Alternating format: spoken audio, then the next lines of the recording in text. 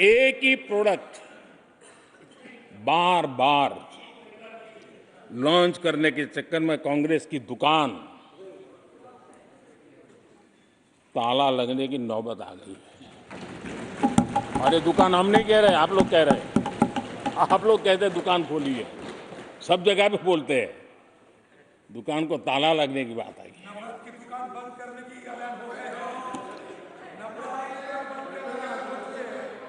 यहाँ हमारे दादा अपनी आदत छोड़ नहीं पाते हैं, वो वहां से बैठे बैठे कमेंट कर रहे हैं परिवारवाद की। मैं जरा समझा देता हूँ, आज माफ करना अध्यक्ष महोदय, मैं जरा समय ले रहा हूँ। आज हम किस परिवारवाद की चर्चा करते हैं?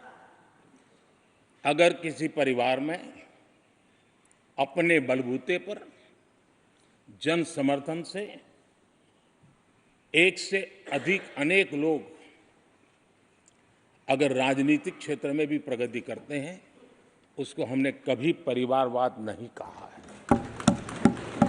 हम परिवारवाद की चर्चा वो करते हैं जो पार्टी परिवार चलाता है, जो पार्टी परिवार के लोगों को प्राथमिकता देती है, जो पार्टी के सारे निर्णय परिवार के लोग ही करते हैं, वो परिवारवाद है। न राजनाथ जी की कोई पॉलिटिकल पार्टी है, न अमित शाह की कोई पॉलिटिकल पार्टी है। और इसलिए जहां एक परिवार को पार्टियां लिखी जाती हैं, वो लोकतंत्र में उचित नहीं है। लोकतंत्र में पार्टी अनेक, एक परिवार के 10 लोग राजनीति में आए, कुछ बुरा नहीं है। हम तो चाहते हैं नौजवान लोग आए।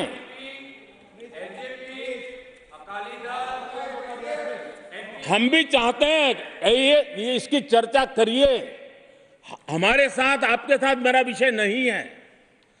देश के लोकतंत्र के लिए परिवारवादी राजनीति, पारिवारिक पार्टियों की राजनीति, ये हम सबकी चिंता का विषय होना चाहिए।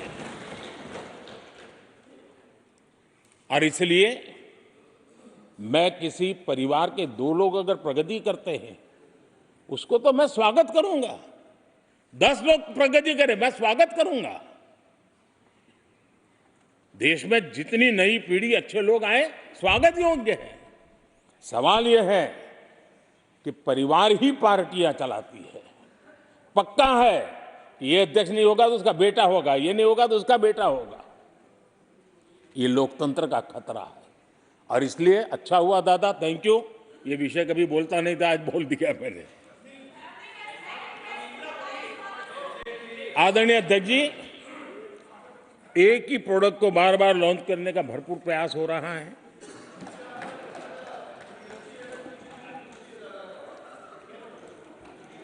आदरणीय अध्यक्ष जी, कांग्रेस एक परिवार में उलझ गई है।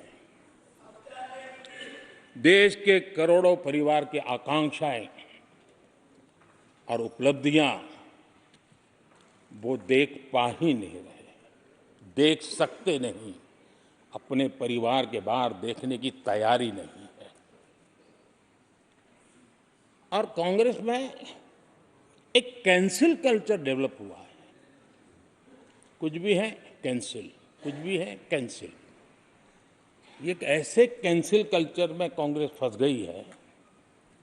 अगर हम कहते हैं मेक इन इंडिया, तो कांग्रेस कहती है कैंसिल।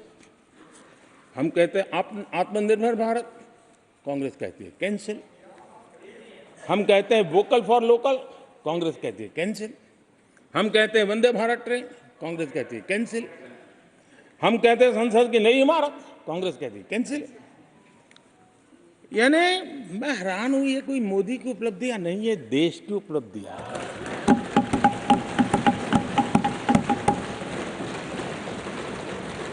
इतनी नफरत कब तक पाले रखोगे? और उसके कारण देश की सफलताएं, देश के अचीवमेंट, उसको भी कैंसिल करके आप बैठ गए हो।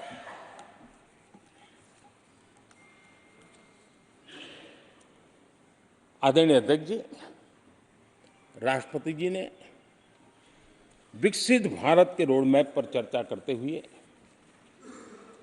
आर्थिक पहलुओं पर विस्तार से चर्चा की।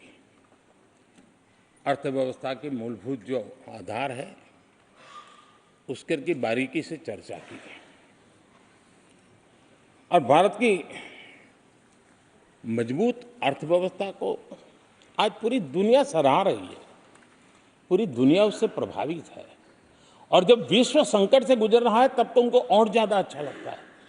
G20 समिट के अंदर सारे देश ने देखा है कि पूरा विश्व भारत के लिए क्या सोचता है, क्या कहता है, क्या आशा करता है।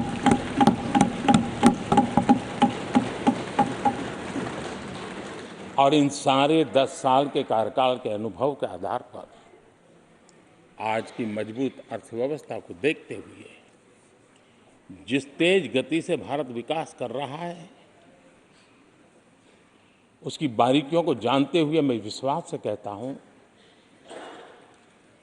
और इसीलिए मैंने कहा है कि हमारे तीसरे टर्म में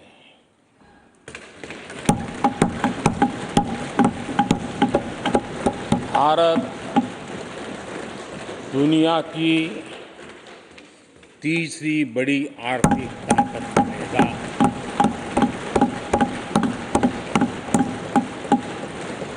और ये मोदी की गारंटी है।